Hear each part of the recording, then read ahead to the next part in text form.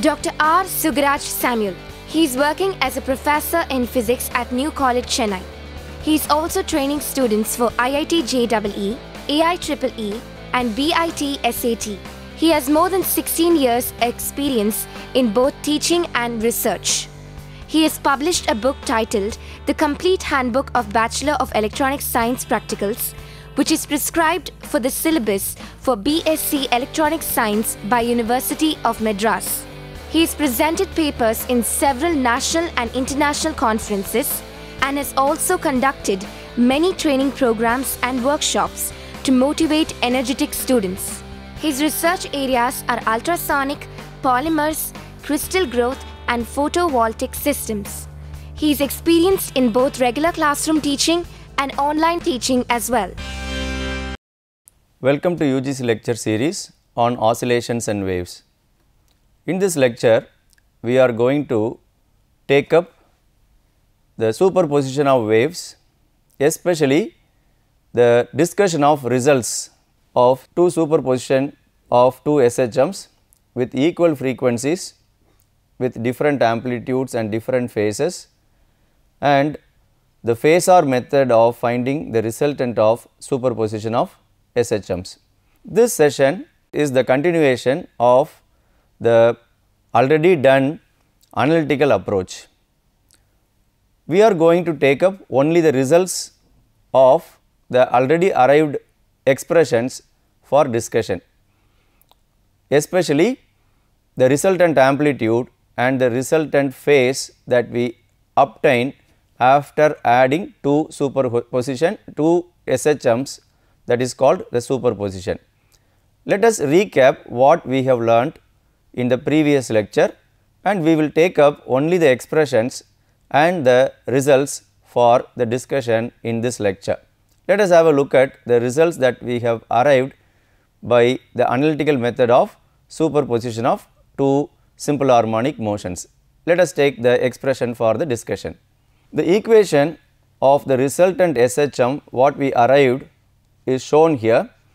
It is x is equal to a sin omega t plus this epsilon. These terms are very familiar to us. This itself is appearing as a equation of a single simple harmonic motion, and this A has another expression that is given here. This equation was already derived by the analytical approach in the earlier episode, and we have not discussed it term by term in the earlier lecture. So, this lecture we are going to do that, and this omega is the frequency of the two SHMs. So, that was the criterion for the superposition itself. We were taking the two SHMs with the same frequency. So, the resultant SHM will also have the same frequency. This was the result we have arrived at, and the epsilon is the phase. The phase also has another expression. Let us have a look at that expression also. This is the expression for the epsilon. Epsilon is tan inverse of this given expression. This equation also we have got in the analytical method. Now, let us take the amplitude expression, resultant amplitude expression, and look at the expression term by term. Let us have a look at the expression now. See here, the resultant amplitude is taking this very familiar form of equation. It has got a square plus a2 square, a1 square plus a2 square and 2 a1 a2 cos, and a term here phi 1 minus phi 2, this is the phase difference. So, it is mentioned here a1 a2 are the amplitudes of the two SHMs, phi 1 and phi 2 are the phases of the two SHMs, phi 1 minus phi 2 is called the phase difference.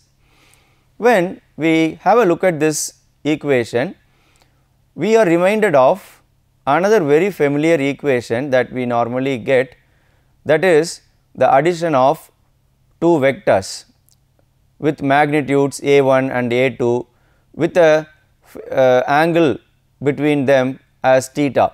So, this equation and the vector summation equation are both similar. Here we have phase difference and there we have the angle between the two vectors. So, these two are similar for discussion. So, towards the end of this lecture itself, we will discuss how the vector method, which is specially called here as phasor method, could be adapted for the analysis of superposition of SHMs. One is the analytical approach, the other one is the phasor diagram approach.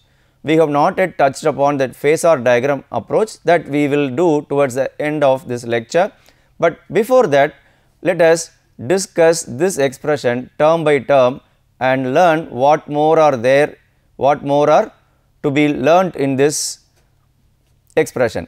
Maybe some special cases and all we will take up for our discussion. So, the important point here to be kept in mind is the phase difference phi 1 minus phi 2 decides the resultant amplitude. Let us have the equation again. See here the A1 will definitely be a non-zero value, A2 is also a non-zero value. So, they are squared and they appear here again A1 A2 appear, but this phi 1 minus phi 2 can take any value because it is a difference based on the phi 1 and phi 2 value, we can have any value as the phase difference. So, that too it is governed by the cos function, the trigonometric function cosine. So, they can have different values, accordingly we can have a modified amplitude. Sometimes this the resultant amplitude would even become 0. So, case by case we will take up. The first case what we are going to take is if there is no phase difference, or we call that specially as in phase. So, here we come across a new way of mentioning it. If there is no phase difference between the two oscillations, the two simple harmonic motions, then we call the two motions or the two oscillations are in phase. That means they have the same angular positional variation. So, it is mathematically represented as phi 1 minus phi 2 is 0, that is because there is no phase difference, that means the phi 1 is equal to phi 2. So, in phase is one terminology we could use if the two SHMs have the same phase. We will see the diagrammatic representation also after this discussion. Then the expression for the resultant amplitude becomes like this, because phi 1 minus phi 2 is 0. So, let us put 0 here for cos 0 is 1. So, it takes a perfect square form, A1 square plus A2 square plus 2 A1 A2. So, we consider that as a perfect square with a square root. So, the square and square root they negate each other. So, the A becomes A1 plus A2. It is simply the addition of two amplitudes. So, what is the result we arrived?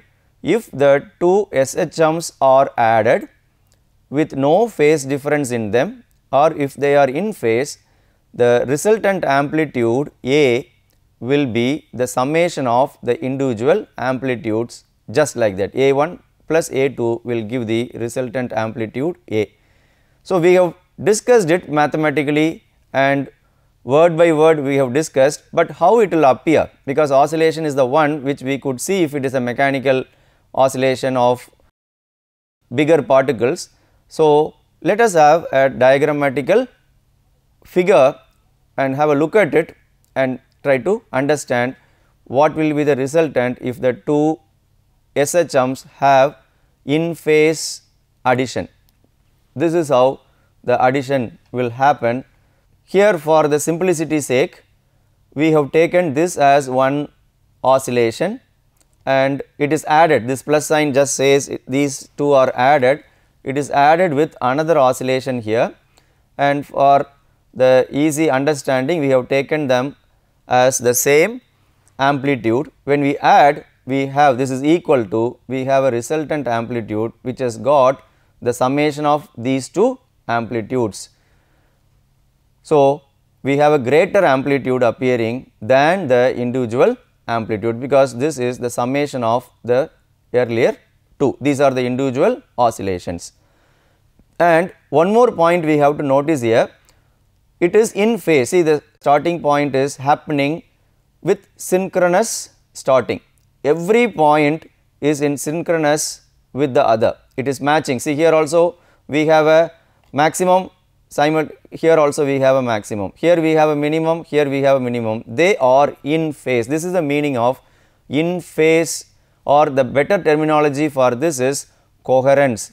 In light, here in general oscillation we call that as in phase, especially in light and electromagnetic radiations and all, we call this kind of superposition or addition of waves as coherence. They are in phase, they do not have any mismatch in the phase. So, that results in maximum amplitude. This is also called constructive superposition, because there is a match between the maximum and maximum, minimum and minimum. So, it is happening for all the points. So, it is also called constructive superposition. In light we call it as constructive interference. Now, we will take up the next special case, the phase difference. Here there is no phase difference, but in the next case if there is a phase difference, what will happen? So, let us proceed further. This diagram now makes us understand clearly there is in phase, they are in synchronous arrangement, and the resultant also is in synchronous with the individual waves. So, these vertical lines are just given for reference. Now, we will take up the next case. If the phases are out of phase with each other, what is the meaning of out of phase? Mathematically, the phi 1 and phi 2, they differ by an angle 180.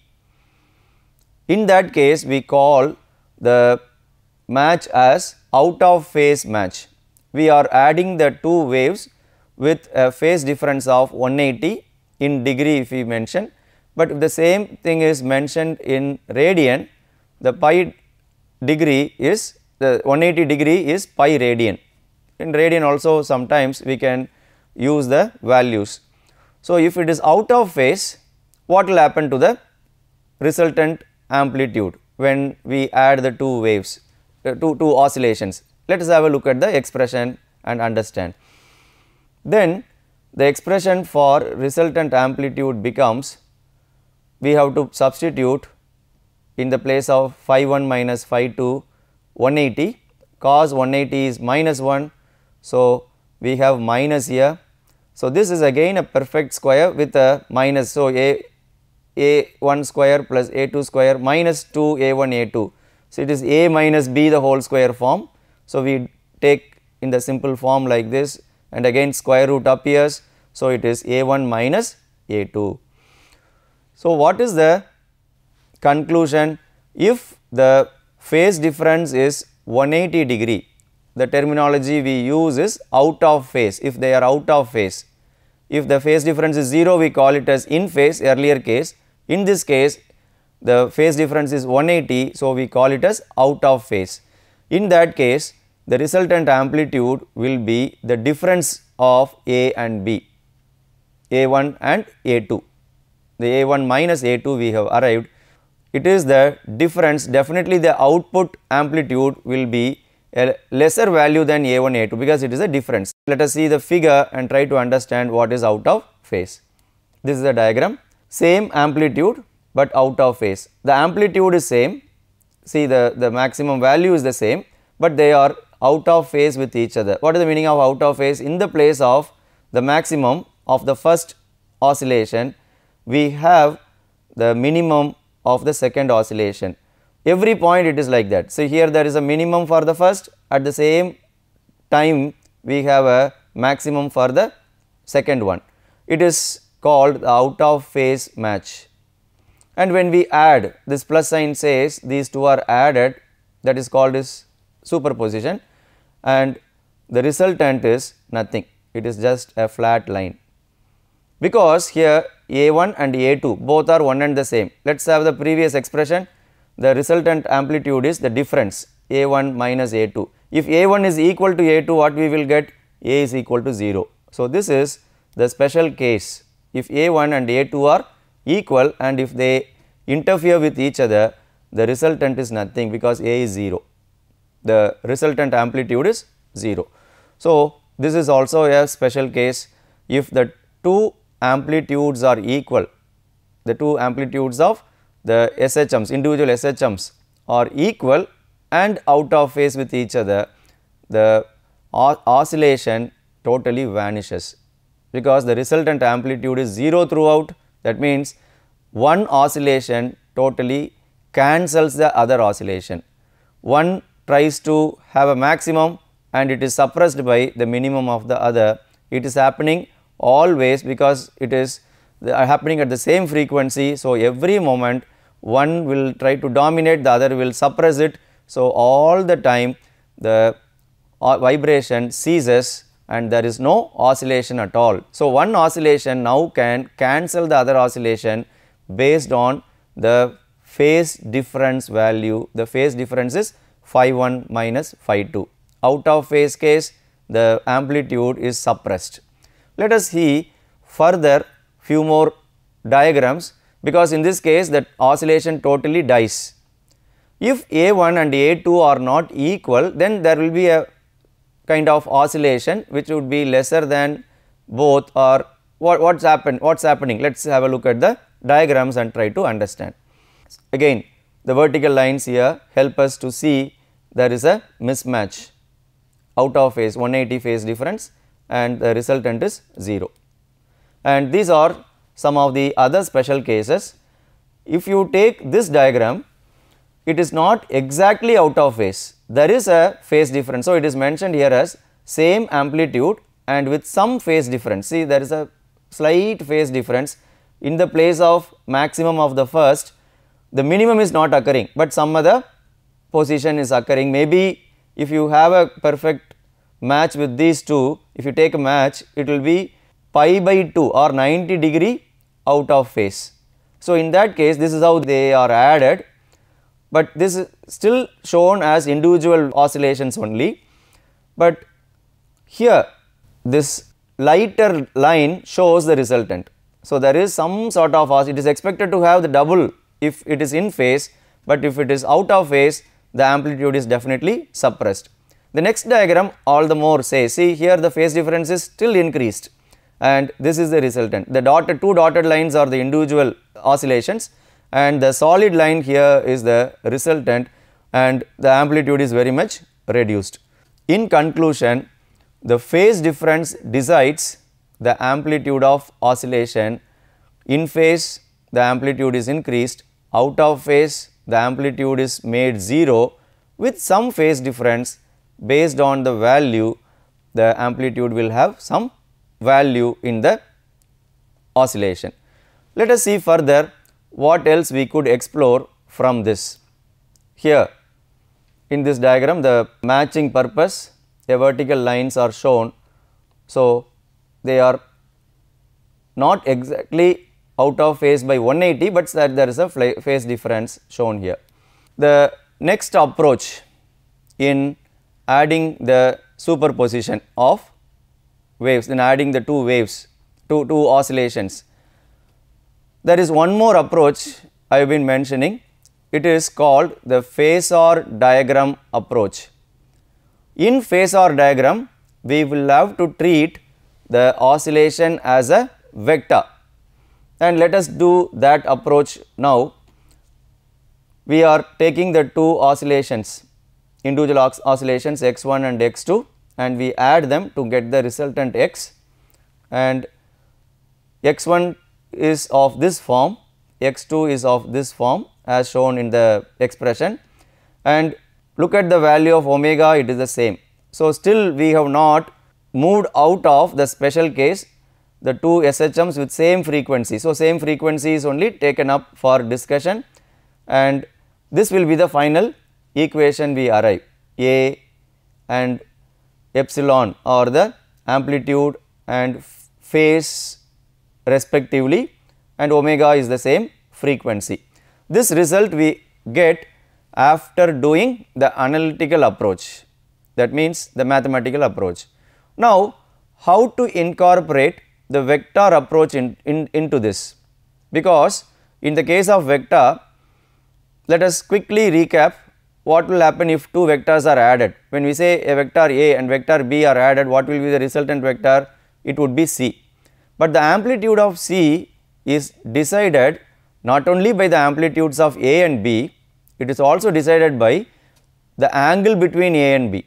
So, in the case of superposition of oscillations, for A we take the amplitude of the first oscillation A1, for the vector B we take the amplitude of the oscillation, the amplitude of the second oscillation B, and for the C, the resultant, we take the resultant amplitude of the two A, and the angle between A and B vector plays a major role in deciding the resultant amplitude. So, here the phase difference plays the role of the angle. When we draw diagrams, we will be able to have a greater understanding of how the vector approach can be used for finding the resultant of the two superposition. Let us have a look at the diagrams now. I am going to draw the first expression as a vector, but here in the case of oscillation we are calling them as phasor, not vector, but we are calling that as a phasor. This is how a phasor will appear. See, the amplitude A1 is marked here as A1, and it is inclined at an angle because it has got a phase of initial phase angle. This phi 1 is called initial phase angle. So, that phase angle is marked here as phi 1, and it is going to rotate with a frequency of omega. So, perfectly it is drawn as a vector, but here we call that as a phasor, and we have this expression A1 sin omega t plus phi 1 as this perpendicular thing, perpendicular projection on the perpendicular line. That is what is this expression, because it is a sine component of this A1 which is inclined at an angle phi 1, and as it rotates with a frequency, angular frequency of omega, what will happen? This perpendicular projection will vary. So, that is what is called the oscillation itself. Now, this is the first oscillation. Similarly, we can have the second oscillation. Have a look at the second oscillation. The same way, we have A2 as the amplitude, and it has an initial phase angle phi 2, it is marked here, and it is also going to rotate at the same angular frequency omega, because that is the case we are taking up for discussion. It should have the same frequency. So, this is also omega, and again the vertical position, vertical projection is A1 sine of omega t plus phi 2. So, it is a sine component. So, first oscillation is separately shown and the second oscillation is also separately shown. First oscillation has an inclination of phi 1, second oscillation has an inclination of phi 2. Now, we have to be very careful because we are going to add them. Showing the two oscillations separately is not a big challenge because it is just the same representation. Only thing is, here we show the first oscillation with A1 phi 1 and the omega. There we are going to show A2 phi 2 and the same frequency omega. It is very easy. Now, we are going to add them. So, how we are going to add? We are going to use the concept of vector. So, let us have a look at the addition of these two individual oscillations, how it is done. Now, all the diagrams, all the intermediate diagrams are also shown here, so that the explanation could be given at ease. See, once again I have shown the first oscillation, the second oscillation. Now, we are going to add them. First oscillation plus second oscillation, it is added. So, this is how it is arranged. We have the first oscillation as usual, the same inclination phi 1, A1 is the amplitude, everything is shown. Now, we are going to add the second one. So, what we have to do? We have to just translate this second oscillation over the first oscillation. So, it is just translated from here to the first. So, this will be the inclination of A2 and individually it will have phi 2. So, here only we have to be little careful. When we have this phi 2, it is measured with respect to the horizontal with the x axis, and here when we measure, once again we have to measure it with the horizontal. So, this vertical line is very important. We should not measure this phi 2 with respect to anything else, but again with respect to the horizontal we have to measure this phi 2. So, this horizontal line is drawn for the reference and this phi 2 is marked. We have to be very careful with this translation done on this second oscillation over the first, because it should not vary in angle, same angle, but we are arranging in the head to tail, head tail arrangement. The first vector A1 has got the tail at the origin, head at some point here.